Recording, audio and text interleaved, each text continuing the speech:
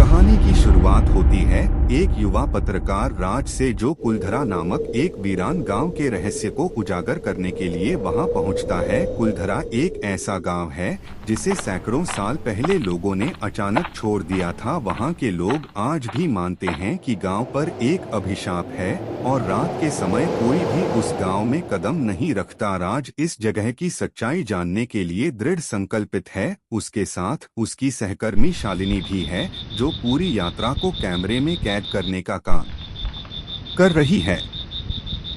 राज और शालिनी दिन के समय गांव का निरीक्षण करते हैं। सब कुछ बेहद शांत और रहस्यमय लगता है। टूटी फूटी हवेलियां, खंडहरों में बदल चुके घर और चारों तरफ सिर्फ सन्नाटा। गांव में घूमते घूमते उन्हें गांव के पुराने मंदिर में कुछ अजीब सी आवाजें सुनाई देती हैं, लेकिन दोनों इसे हवा का खेल समझकर नजरअंदाज कर देते हैं। शाम होते ही गांव और भी ज्यादा डरावना लगने लगता है। राज और शालिनी ने निर्णय लिया कि वे एक पुरानी हवेली में रात बिताएंगे ताकि रात के समय होने वाली घटनाओं को रिकॉर्ड कर सकें। हवेली में घुसते ही दोनों को अजीब सी ठंड महसूस होती है।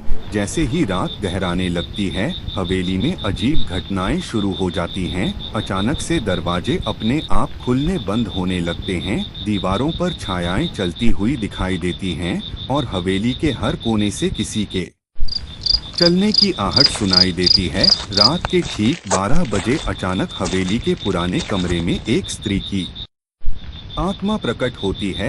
वह सफेद साड़ी पहने हुए है, उसका चेहरा धुंधला और भयावह है। शालिनी उसे देखकर चीख पड़ती है, लेकिन राज कैमरे में सब कैद करने की कोशिश करता है। आत्मा धीरे धीरे उनके पास आने लगती है और कहती है, तुम्हें यहाँ नहीं आना चाहिए था, यह गांव तुम्हारा नहीं हमारा है।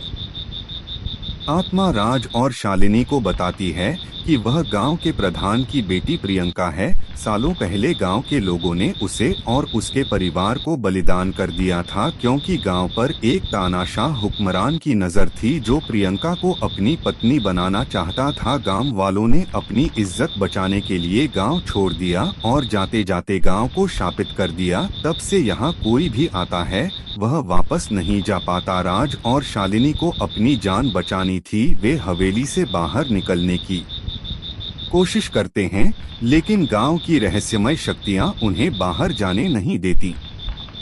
गांव की हर गली में आत्माएं घूमती हैं।